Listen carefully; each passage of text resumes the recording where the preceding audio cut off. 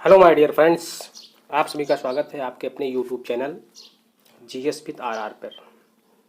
Current affair की series चल रही है। बहुत ही महत्वपूर्ण 20 प्रश्न की डेली प्रैक्टिस की जा रही है। आगामी परीक्षा जो होने वाली हैं उन सब के लिए बहुत ही महत्वपूर्ण क्वेश्चंस हैं। चलिए देर न करते पहला क्वेश्चन स्टार्ट करते हैं। 21 नंबर क्वेश्चन है आपका।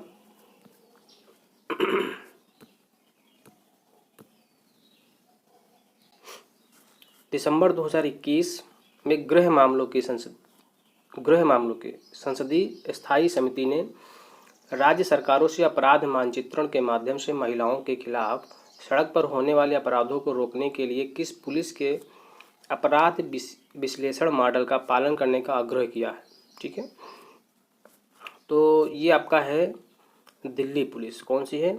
दिल्ली पुलिस का जो मॉडल है महिलाओं के खिलाफ सड़क पर होने वाले अपराधों को रोकने के लिए, तो इस मॉडल का अनुसरण पूरे देश में किया जाएगा। ये रिकमेंडेशन किया है जो गृह मंत्रालय होता है भारत सरकार का, उसकी जो स्थायी समिति है उसने ऐसा रिकमेंडेशन किया है। ठीक है, इसमें आपका दिल्ली पुलिस हो जाएगा। ठीक, इसमें CCTNS आप लोग जानते होंगे। इसका फुल फॉर्म होता है crime and control crime and इसका फुल फॉर्म होता है crime and criminal tracking network and system. ठीक है, ये इसका क्या होता है, इसे फुल फॉर्म होता है। तो ये दिल्ली पुलिस का मॉडल है, महिलाओं के खिलाफ होने वाले जो अपराध होते हैं पूरे देश में लागू किया जाए। ओके, चलिए अगला क्वेश्चन है आपका।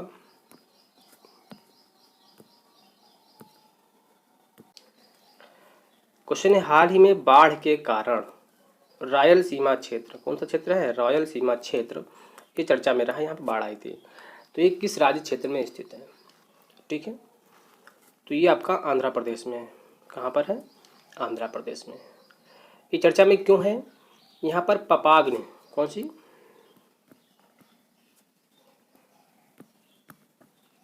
पपाग्नि, चित्रावती और पेन्नार, ये नदियां हैं वहाँ पर आंध्र प्रदेश में। ठीक है, तो उसमें जलस्तर में वृद्धि के कारण रायलसीमा क्षेत्र में भयंकर बाढ़ का सामना करना पड़ा। तो ये आपका आंध्र प्रदेश में है। ठीक है, तो ओके, नेक्स्ट क्वेश्चन है आपका।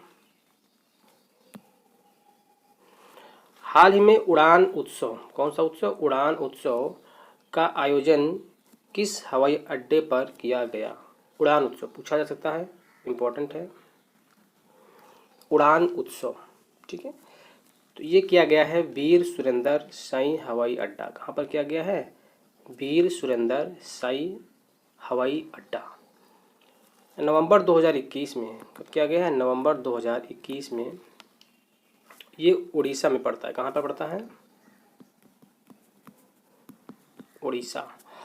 उड़ीसा के झारसुगुड़ा, ये उड़ीसा है, वहाँ पर एक स्थान पड़ता है झारसुगुड़ा। तो झारसुगुड़ा में है वीर सुरेंद्र शाही हवाई अड्डा पे उड़ान उत्सव का आयोजन किया गया है। इसका आयोजन किसने किया है? AAI। ठीक है, भारतीय विमानपत्तन प्राधिकरण। ओके, तो सुरेंद्र शाही कौन थे? ये भारतीय स्वतंत्रता संग्राम सेनानी थे। इनका जन्म जो हुआ था, इनकी जो बर्थ डेट हुई थी वो हुई थी 23 जनवरी 1809 में। ठीक है, इनकी मृत्यु हुई थी 28 फरवरी 1884 में। ठीक है, भारतीय स्वतंत्रता संग्राम के सेनानी थे। ओके, नेक्स्ट क्वेश्चन है आपका।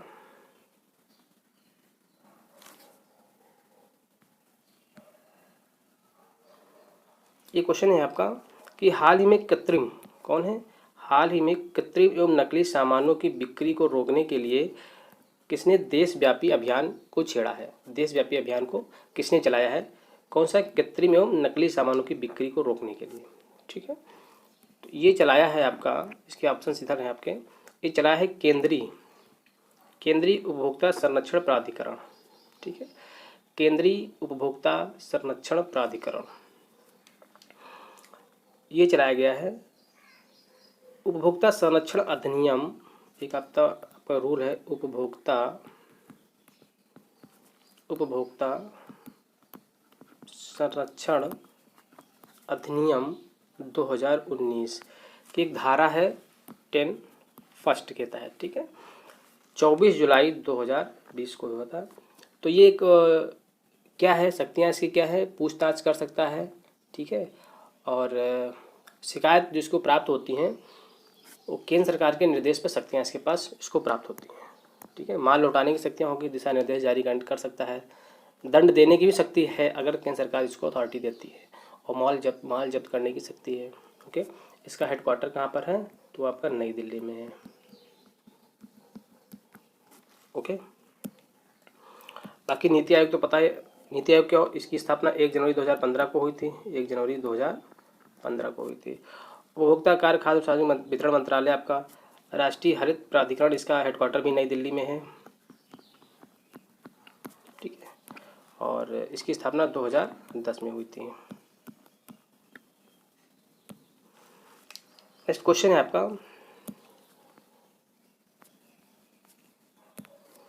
22 नवंबर 2021 को किसके द्वारा घरेलू कामगारों, जो घरेलू कामगार होते हैं, जो बाई वगैरह होते हैं के बारे में, या जो महिलाएं काम करती हैं, गृहिणियाँ होती हैं, के बारे में पहले अखिल भारतीय सर्वेक्षण की शुरुआत की गई। किसने शुरुआत की है, ये की है भूपेंद्र यादव, उसने की है भूपेंद्र यादव, ठीक है। कब शुभारंभ किया गया है, 22 नवंबर 2021, ठीक है। सर्वेक्षक संस्था कौन है, कौन सर्वेक्षण करेगी, तो श्रम ब्यूरो चंडीगढ़, कौन करेगी, श्रम ब्यूरो चंडीगढ़ इसका सर्वेक्षण करेगी। तो शुभारंभकर्ता कौन है, भूपेंद्र यादव जी हैं ये, और ये क्या है, हमारे केंद्रीय श्रम एवं रोजगार मंत्री हैं, ठीक है। फिलहाल ये 37 जो आपके राज्य हैं के 742 जिलों में ये सर्वेक्षण किया जाएगा। ओके, इसका उद्देश्य क्या है, सेवाओं के वितरण को लक्षित और अंतिम व्यक्ति तक पहुंचना है। राष्ट्रीय और राज्य स्तर पर जो घरेलू कामगारों की संख्या है उनका अनुमान लगाना है कि जब कोई आकस्मिक कोई ट्रेजेडी होती है, कोरोना काल में लॉकडाउन लग गया था, तो उनकी मदद की जा सके, ठीक है। चलिए, बाकी तो जानते हैं आप, निर्मला सीतारमण हमारी वित्त मंत्री हैं। अगला क्वेश्चन है, भारत ने हाल ही में किस संस्था के साथ संयुक्त साइबर ड्रिल, कौन सी है, संयुक्त साइबर ड्रिल 2021 में भाग लिया है, ठीक। तो ये कौन सी संस्था है, अंतर्राष्ट्रीय दूरसंचार संघ के साथ मिल करके भारत ने संयुक्त साइबर ड्रिल 2021 में भाग लिया है। ओके, तो इसका जो आपका टाइमिंग है वो 30 नवंबर से लेकर के, कब से थी, 30 नवंबर से 3 दिसंबर 2021, 3 नवंबर से 3 दिसंबर 2021। ओके, डिजिटल कार्यक्रम था, आभासी कार्यक्रम था, कौन था, आभासी कार्यक्रम था, ठीक है। तो इसके आयोजनकर्ता कौन थे, तो दूरसंचार विभाग और अंतर्राष्ट्रीय दूरसंचार संघ, और किसे जो है, तो भारत का दूरसंचार विभाग और अंतर्राष्ट्रीय दूरसंचार संघ मिल करके संयुक्त रूप से संयुक्त साइबर ड्रिल का आयोजन किया गया। और इसका जो विशेष उद्देश्य है वो भारत की साइबर सुरक्षा प्रणाली में सुधार करना, ठीक है, भारत की साइबर सुरक्षा प्रणाली में सुधार करना। और विश्व व्यापार संगठन WTO आपका है, ये 1995 में इसकी स्थापना की गई थी। विश्व स्वास्थ्य संगठन WHO आपके तो बहुत ही फेमस था कोरोना काल में। अंतर्राष्ट्रीय विकास संघ,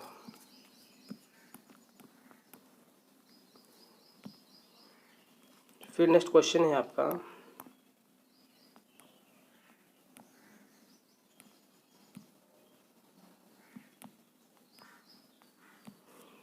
हाल ही में भारत सरकार ने लड़कियों और ट्रांसजेंडर छात्र, जो लड़कियां हैं और ट्रांसजेंडर छात्रों के लिए समान गुणवत्तापूर्ण शिक्षा प्रदान करने के लिए किस कोर्स का आयोजन किया है, ठीक है।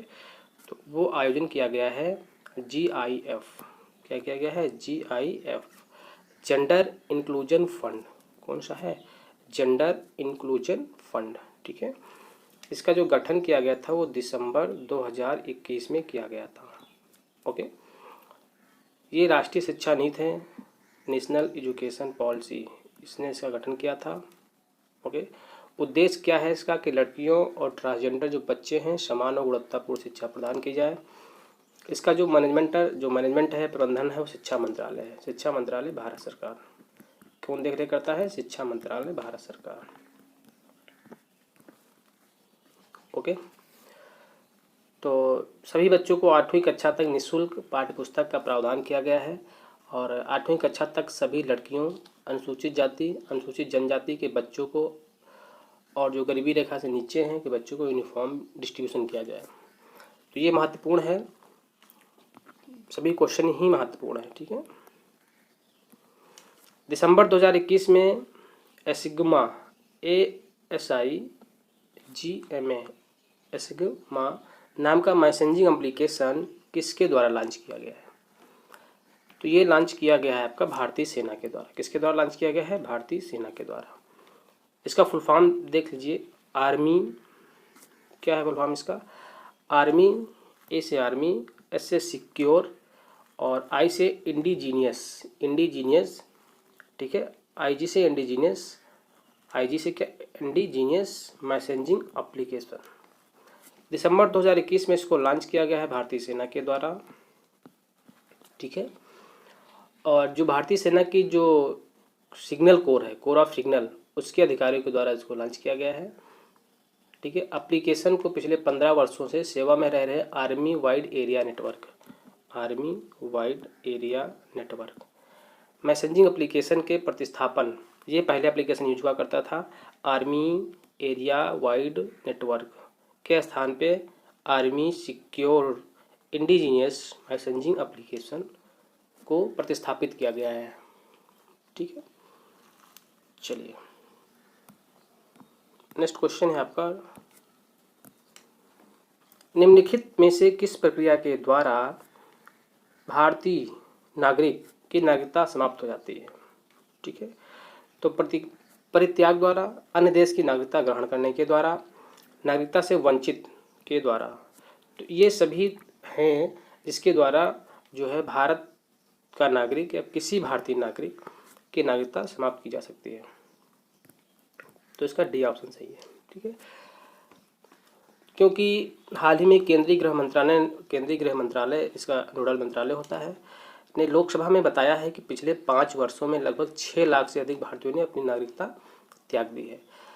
तो नागरिकता अधिनियम 1955, नागरिकता अधिनियम आपका 1955 है ही है, उसके द्वारा 3 कारण बताए गए थे, जिसके द्वारा कोई भी नागरिक भारतीय नागरिकता त्याग कर सकता है।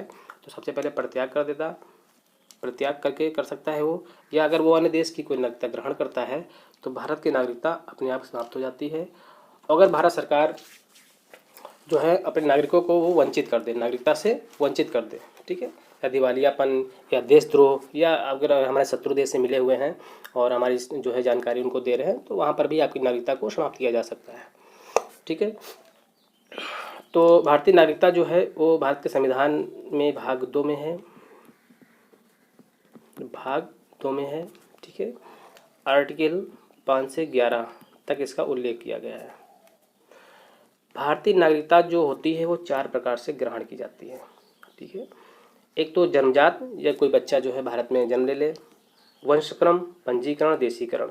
एक और से 5 प्रकार से होती है अगर आप अप्लाई करते हैं पंजीकरण के द्वारा।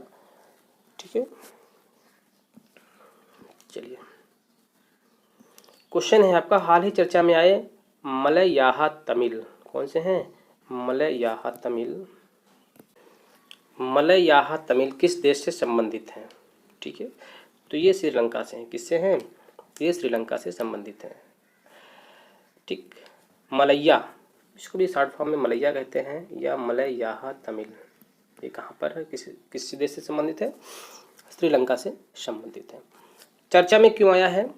संयुक्त राष्ट्र विशेषज्ञ हैं, उन्होंने कहा है कि जो श्रीलंका के मलया तमिल अमानवीय अपमानजनक परिस्थितियों में रह रहे हैं। ठीक है। तो मलया तमिल के बारे में कुछ जानकारी ले लेते हैं। ये तमिल जो मुख्यतः है चाय बागानों में श्रमिक हैं। कहाँ है? चाय बागानों में श्रमिक का काम करते हैं। इनका अमानवीय और अपमानजनक परिस्थितियों में रहना गुलामी के समकालीन रूपों को एक जातीय आयाम है। मलैया तमिलों को 200 वर्ष पहले बागान क्षेत्र में कार्य करने के लिए भारत लाया गया था। ठीक है, इनको अपने मूल के आधार पर कई प्रकार से भेदभाव का सामना करना पड़ रहा है। तो सबसे एक क्वेश्चन यही बन सकता है कि मलैया तमिल किस देश से बिलोंग करते हैं, तो श्रीलंका से हैं, बाकी कुछ नहीं इसमें पीटी की दृष्टि से। ये भी जो क्वेश्चन नॉर्मल पूछा जाएगा। ठीक है, नेक्स्ट क्वेश्चन है 8 नवंबर 2021, कहाँ है 8 नवंबर 2021 को केंद्रीय कानून और न्याय मंत्रालय, कौन सा है, केंद्रीय कानून और न्याय मंत्रालय द्वारा किस अभियान की शुरुआत की गई है, किस अभियान की शुरुआत की गई है।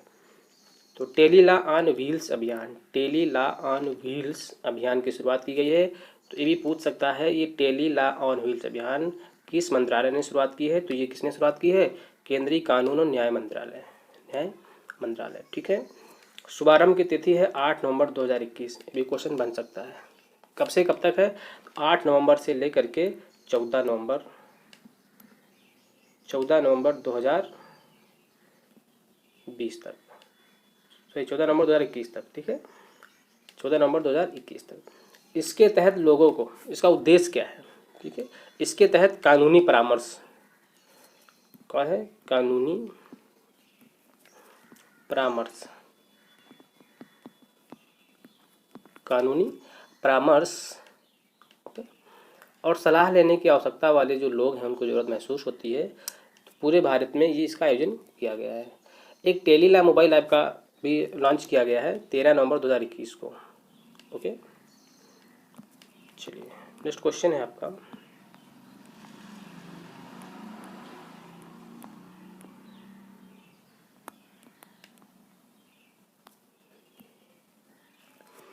अक्टूबर 2021 में कुशीनगर अंतर्राष्ट्रीय हवाई अड्डा, कुशीनगर अंतर्राष्ट्रीय हवाई अड्डे के उद्घाटन के अवसर पर निम्न में से किस देश का यात्री विमान इस हवाई अड्डे पर उतरा। ठीक है, तो कौन सा देश था, ये था आपका श्रीलंका। ठीक है, श्रीलंका से 2 क्वेश्चन मिल चुके हैं। मलैया तमिल बिलोंग करते हैं। दूसरा जो क्वेश्चन का अंतर्राष्ट्रीय अड्डा उत्तर प्रदेश में है, कहाँ पर है ये, उत्तर प्रदेश। तो यूपी स्पेशल का भी ये क्वेश्चन आपका है, यूपी स्पेशल का भी क्वेश्चन है। तो कुशीनगर अंतर्राष्ट्रीय अड्डा यूपी में है। ठीक है, इसका उद्घाटन कब किया गया था, 20 अक्टूबर 2021 को। कब किया गया था, 20 अक्टूबर 2021 को किया गया था बाई पीएम, प्रधानमंत्री नरेंद्र मोदी जी के द्वारा इसका उद्घाटन किया गया था। ये कुशीनगर उत्तर प्रदेश में पड़ता है। ठीक है, तो श्रीलंका का जो है वो वहाँ पर उतरा था यात्री विमान। तो वर्तमान में जो उत्तर प्रदेश में हवाई अड्डे हैं करंटली जो रनिंग में है, ठीक है, वो है आपके 3। ठीक है, कौन कौन से हैं, एक तो आपका लखनऊ का है, वाराणसी और कुशीनगर, और 2 आपके जो है बन रहे हैं। जेवर ग्रीनफील्ड अंतर्राष्ट्रीय हवाई अड्डा नोएडा में है और अंतर्राष्ट्रीय हवाई अड्डा आपका अयोध्या में बन रहा है। तो टोटल आपके हो जाएंगे 5। ठीक है, चलिए नेक्स्ट क्वेश्चन है आपका नवंबर 2021। ठीक है, नवंबर 2021 में यूनेस्को द्वारा किस भारतीय शहर को UNESCO creative cities network, UNESCO creative cities network UCCN, UNESCO creative cities network में शामिल किया गया है। तो ये है आपका श्रीनगर, क्या है, श्रीनगर। कब शामिल किया गया है, 8 नवंबर 2021 को शामिल किया गया है। ठीक, किसने शामिल किया है, यूनेस्को। ओके, श्रीनगर जम्मू कश्मीर की आपकी क्या है, ग्रीष्मकालीन राजधानी है। ये शिल्प और लोक कला के क्षेत्र में रचनात्मक शहर के रूप में यह भारत का 6 नंबर का सिटी है, 6वां शहर है। ठीक है, और इसमें कौन से हैं 5 भारतीय शहर है, मुंबई है आपका, मुंबई भी शामिल है। मुंबई किस में है, फिल्म सिटी में। और चेन्नई वाराणसी भी शामिल है संगीत के लिए। हैदराबाद गैस्ट्रोनॉमी में है। और जयपुर, ठीक है, वाराणसी भी है इसमें। वाराणसी किसके लिए है, संगीत के लिए। और चेन्नई किसके लिए है, चेन्नई और वाराणसी, ठीक है, चेन्नई और वाराणसी संगीत के लिए हैं। हैदराबाद गैस्ट्रोनॉमी श्रेणी में है। जयपुर भी आपका शिल्प लोक कला श्रेणी में है। देखिए, जो यूनेस्को जो होता है इसके द्वारा 7 क्षेत्रों में जो है नामित किया जाता है। ठीक है। 7 क्षेत्र कौन कौन से आपके हैं? शिल्प है आपका, शिल्प, लोक कला, लोक कला, मीडिया कला, फिल्म, डिजाइन, गैस्ट्रोनॉमी, साहित्य और संगीत। ठीक है। तो गैस्ट्रोनॉमी में कौन कौन से हमारे पास हैं? हैदराबाद। साहित्य और संगीत में कौन है? साहित्य और संगीत में चेन्नई और वाराणसी हैं। ठीक है। और जयपुर किस में है? शिल्प और लोक कला में है। और फिल्म में कौन सा है? मुंबई है। ओके। और अभी श्रीनगर को भी शामिल कर दिया गया है शिल्प और लोक कला में। ओके। तो श्रीनगर जो है आपका शिल्प और लोक कला श्रेणी में शामिल होने वाला भारत का दूसरा है। पहला कौन सा है? जयपुर है। कौन सा है? जयपुर। ठीक है। इस तरीके से क्वेश्चंस बन सकते हैं। क्वेश्चन नंबर 35 है। 35 नंबर क्वेश्चन है आपका। अक्टूबर 2021 में केंद्र सरकार, अक्टूबर 2021 में केंद्र सरकार, अक्टूबर 2021 में केंद्र सरकार द्वारा अंडमान और निकोबार द्वीप समूह के ऐतिहासिक पर्यटन स्थल माउंट हैरियट, क्या है? माउंट हैरियट का नाम परिवर्तित किया गया है। तो इसके संबंध में निम्नलिखित कथन पर विचार कीजिए। ठीक है। माउंट हैरियट का नाम परिवर्तित करके माउंट मणिपुर कर दिया गया है। क्या सही है? बिल्कुल सही है, किया गया है। महाराजा कुलचंद्र ध्वजा सिंह और 22 स्वतंत्रता सेनानियों को काला पानी की सजा देकर माउंट हैरियट पर रखा गया था। ठीक है। माउंट हैरियट उत्तरी अंडमान जिले में स्थित है, तो ये भी सही है। माउंट हैरियट उत्तरी अंडमान जिले में स्थित है, ये गलत है। ये उत्तरी अंडमान जिला नहीं है, दक्षिणी अंडमान जिला है। कहाँ पर है? दक्षिणी अंडमान जिले में स्थित है। ठीक है। तो इसका जो आंसर होगा आपका फर्स्ट और सेकंड सही है। ठीक। तो इसका अक्टूबर 2021 में नाम परिवर्तित कर दिया गया है। इसका पहला का नाम क्या था? माउंट हैरियट, और बाद का नाम क्या है? माउंट मणिपुर। अंडमान निकोबार द्वीप समूह के दक्षिणी अंडमान में स्थित है माउंट हैरियट, उत्तरी अंडमान में नहीं है। ठीक है। तो मणिपुर का जो संबंध है माउंट हैरियट से क्या है? 1891, क्या है? 1891 एंग्लो मणिपुर युद्ध हुआ था। क्या हुआ था? एंग्लो मणिपुर युद्ध। क्वेश्चन बन सकता है कि एंग्लो मणिपुर युद्ध कब हुआ था? युद्ध 1891 में हुआ था। ठीक है। तो 1891 तो हमारा क्या था? वो अलग ही रियासत हुआ करती थी। तो युद्ध के बाद महाराजा कुलचंद्र ध्वजा सिंह थे और 22 स्वतंत्रता सेनानी को सेलुलर जेल, जिसमें काला पानी, जैसे नहीं हमारी स्वतंत्रता संग्राम सेनानी थे तो कहे काला पानी कर दिया, काला पानी जेल में भेज दिया, तो सेलुलर जेल थी जो अंडमान निकोबार में है। ठीक है। का निर्माण ना होने के कारण, तब तो सेलुलर जेल थी नहीं, तो उसका माउंट हैरियट रखा गया था। ये जेल थी 1906 में निर्मित की गई थी। कब बनी थी? 1906 में। ठीक है। तो माउंट हैरियट जो है दक्षिणी अंडमान की सबसे ऊंची चोटी भी है। ठीक। इतने फैक्ट आपको याद रखना है। चलिए नेक्स्ट क्वेश्चन है आपका।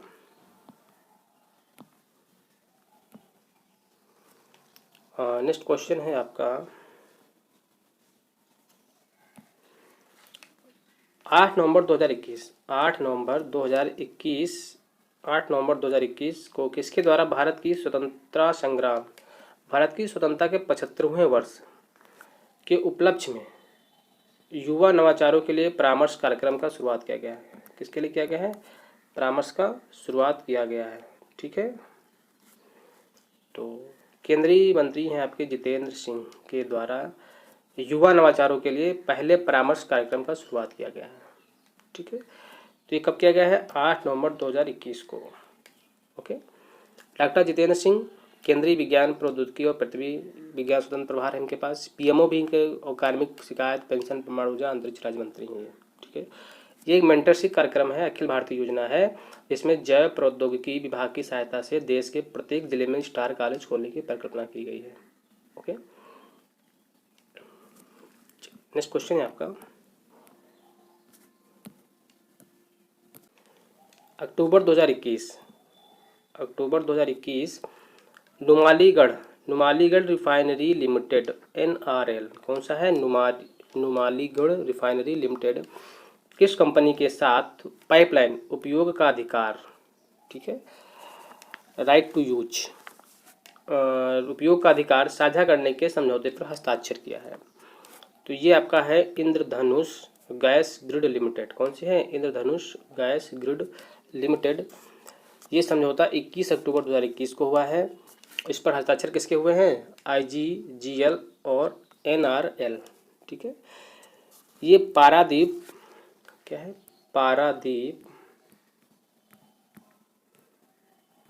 पारादीप नुमालीगढ़ क्रूड पाइपलाइन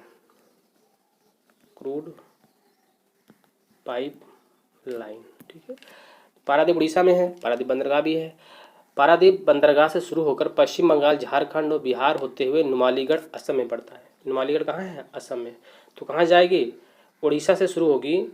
उड़ीसा से शुरू होकर के पश्चिम बंगाल, झारखंड, बिहार होते हुए नुमालीगढ़ असम तक जाएगी। इसकी लंबाई है 1630 किलोमीटर। कितनी है?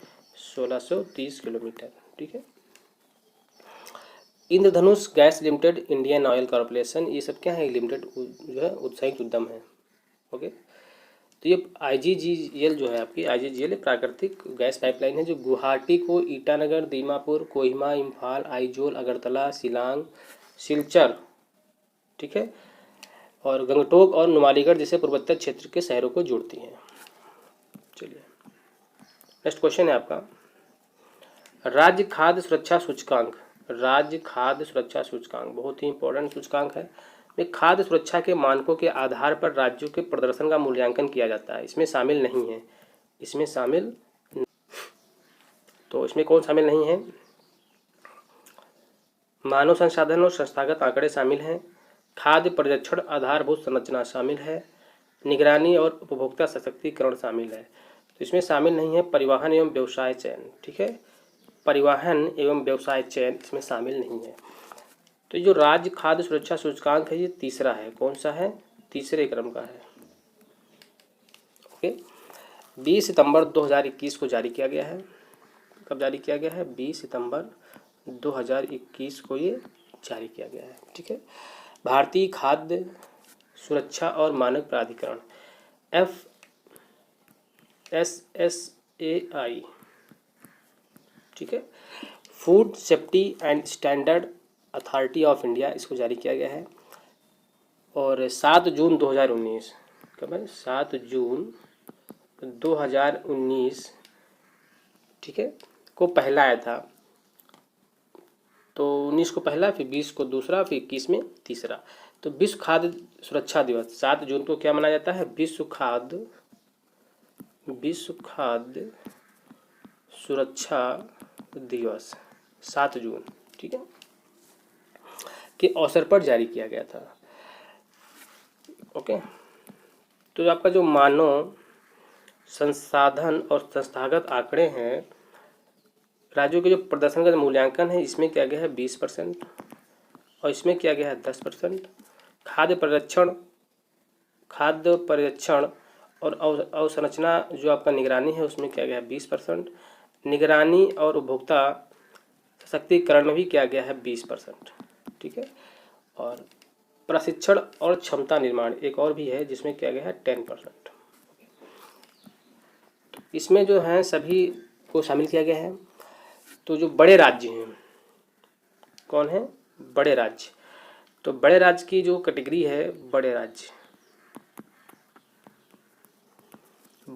में जो है गुजरात सबसे टॉप पे है। 3 बड़े राज्य हैं, गुजरात, केरल और तमिलनाडु। ठीक है। और जो यूपी का स्थान है इसमें वो आपका है 5वां। कौन सा है? 5वां। और बड़े राज्यों की श्रेणी में निचला स्थान किसका है? वो है आपका बिहार। किसका है? बिहार का। कौन सा है? 20वां स्थान है। ठीक।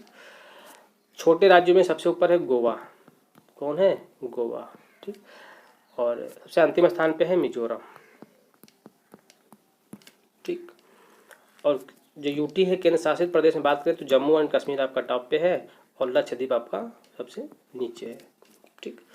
चलिए एक बार इसको रिविजन करा देते हैं, इंपॉर्टेंट क्वेश्चन है। राज्य खाद्य सुरक्षा सूचकांक तीसरा है। कौन सा संस्करण है? तीसरा। कब जारी किया जाता है? 7 जून, विश्व खाद्य सुरक्षा दिवस पर। ठीक है। बड़े राज्य में सबसे ऊपर कौन से हैं? बड़े राज्य में सबसे ऊपर है गुजरात, केरल, तमिलनाडु, और सबसे नीचे है बिहार। कौन है? बिहार। यूपी का स्थान है 5वां। ठीक है, छोटे राज्यों में सबसे ऊपर कौन है? गोवा। कौन है? गोवा। नीचे है आपका मिजोरम। ठीक है, और यूटी केंद्र शासित प्रदेश में सबसे ऊपर है जम्मू एंड कश्मीर, और नीचे कौन सा है? लक्षद्वीप। तो ये 3 फैक्ट आपको याद रखने हैं अपने। ठीक है, चलिए फिर है अक्टूबर 2021। अक्टूबर 2021 में भारत सरकार के कोयला मंत्रालय, कौन है? कोयला मंत्रालय द्वारा कैप्टिव खानों से कोयले की 50% की बिक्री के लिए किस नियम में संशोधन किया गया है? ठीक है, तो ये किया गया है खनिज रियायत नियम 1960। ठीक, खनिज रियायत नियम 1960। तो शीर्ष 3 कोयला उत्पादक राज्य कौन कौन से हैं जहां पर सबसे ज़्यादा कोयला का उत्पादन किया जाता है भारत में? सबसे पहले है छत्तीसगढ़। कौन है? छत्तीसगढ़, उड़ीसा और झारखंड। ये 3 राज्य हैं जहाँ पूछा जाता है। ठीक है, चलिए अगला क्वेश्चन है आपका। नेक्स्ट क्वेश्चन है आपका, अंतिम क्वेश्चन है। ठीक है,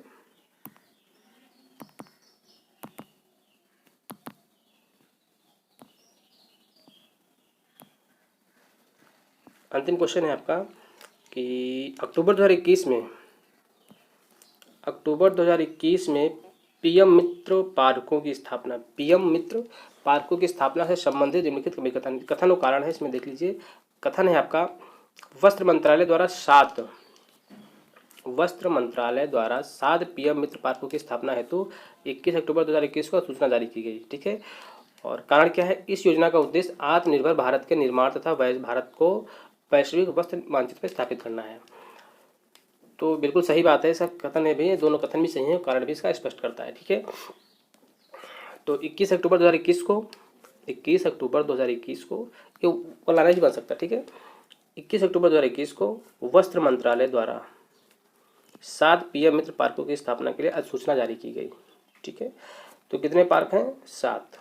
ठीक, और इसका उद्देश्य क्या है कि भारत को वस्त्र निर्माण और वैश्विक वस्त्र मानचित्र पर मजबूती के साथ स्थापित करना। ठीक है, और ट्रिपल पी के आधार पे होगा, जिसमें भारत सरकार और राज्य सरकार के पास जो है प्राइवेट पब्लिक पार्टनरशिप। ठीक है, तो जो है सार्वजनिक निजी भागीदारी के आधार पर होगा। ओके, ये योजना जो है 5F पर काम करती है। ठीक है, 5F पर काम करेगी। पहला कौन सा है? Farm to fibre. ठीक है, दूसरा है फाइबर टू फैक्ट्री, और फिर फैक्ट्री टू फैशन। ठीक है, और फिर आपका है फैशन टू फॉरेन। तो इस विजन से ये है। और पीएम मित्रा योजना है, मित्रा का फुल फॉर्म होता है पीएम मित्रा MITRA। एम से होता है mega integrated textile region and apparel park विभिन्न इच्छुक राज्यों में स्थित ग्रीन फील्ड और ब्राउन फील्ड। ग्रीन फील्ड क्या होता है? ग्रीन फील्ड और ब्राउन फील्ड साइटों पर स्थापित किए जाएंगे। ग्रीन फील्ड आपका होता है कि जब कोई इन्वेस्टमेंट करता है, कोई फॉरेन इन्वेस्टमेंट होता है, तो उसमें अगर वो किसी कंपनी में इन्वेस्टमेंट करता है तो ब्राउन फील्ड हो जाता है। अगर वो नए तरीके से किसी कंपनी को इस्टेब्लिश करता है, फिर प्रोडक्शन करता है, तो होता है ग्रीन फील्ड। ठीक है, तो ग्रीन फील्ड पीएम मित्र है, इसमें आपका सरकार विकास पूंजी सहायता परियोजना लागत का 30% देगी आपका, जो भारत सरकार है। ठीक है, और जिसकी अधिकतम सीमा 500 करोड़ की होगी ग्रीन फील्ड में। और जो ब्राउन फील्ड में है तो उसमें भारत सरकार 30% आपका योगदान भी देगी, और उसकी जो योजना होगी लागत की वो होगी 200 करोड़ मैक्सिमम। तो brown field 200 crore, green field 500 crore. ठीक है, चलिए तो मिलते हैं नेक्स्ट वीडियो में। ये वीडियो काफ़ी लेट हो गया था, कोई बात नहीं, अब जो है समय पर वीडियो आपको मिलते रहेंगे। धन्यवाद, और अच्छा लगा हो चैनल को सब्सक्राइब करें, शेयर करें, और थैंक यू।